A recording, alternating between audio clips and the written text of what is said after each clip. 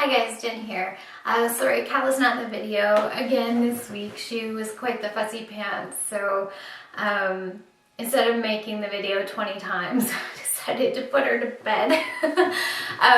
So this week's topic is money saving tips, and there have been so many great tips so far this week.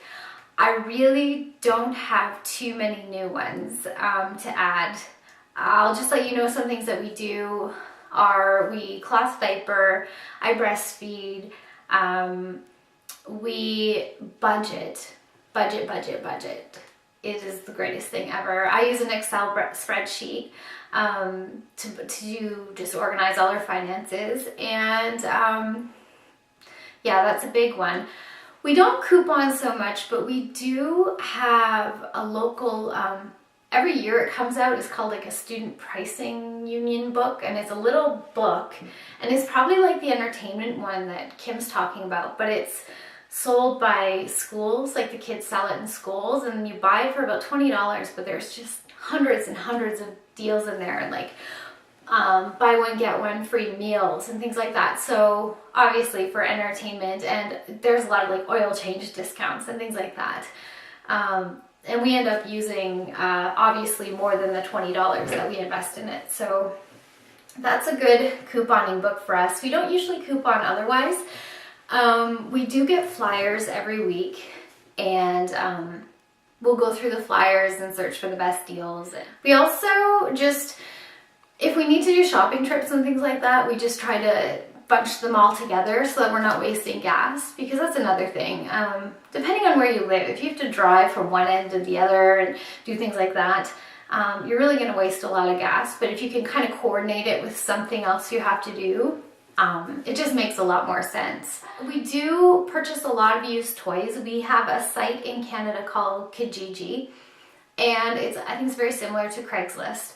And I buy a lot of used stuff, and then I do the baby discount sites. I will shop for things online, and I'll do a lot of price searching online as well to make sure that if there's something really specific we want that costs a lot of money, I want to make sure, you know, you're not paying top dollar for it, you're getting it for the best deal possible. So do your research before buying things all the time. Like, try not to impulse buy, especially pricey items, because that will bite you in the rear end later on, especially if you see it at a store for quite a bit cheaper. You'll be pretty upset about that. Another thing that we do that's, I guess, slightly different, and it is different for everyone. It may not work for everyone, what we do, but we don't allow money to sit in savings.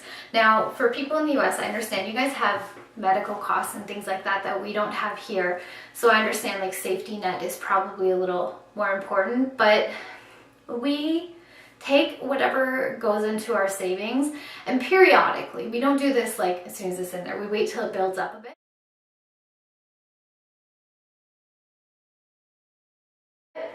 And then we take that money and we apply it to our mortgage so that we're paying down our mortgage. Instead of letting it sit in an account doing nothing, we apply it to something that we can use it for right away. Because a mortgage, as much as it is like good debt, it's still debt regardless. So the sooner you pay that off, the better it is, you know. But yeah, that's what we like to do with our savings. The other thing, another thing that I just did, before Kala I had a gym membership, and I was going quite frequently, but then after Kala I still have the same yearly membership, but I'm really not using it, so I'm sorry for the heat just came on, it's very loud. Instead of wasting your money like that, look at what you can do differently. Like, I'm gonna pay the opt-out to cancel my membership. You got to look at the long-term effects of it. So if you have something that you do like that monthly and you're just not using it, see what it costs to cancel it. I'm just going to buy like a punch pass, which for me works out way better, because then I can go whenever I want to. I don't have to feel guilty about wasting money. We also invested in some kettlebells.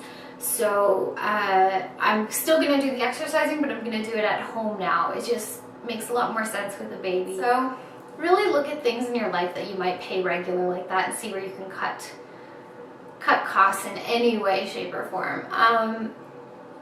Yeah, guys, like I said, I probably have other ones too, but I don't want to get too repetitive with this. Take care, guys, and we will see you next week.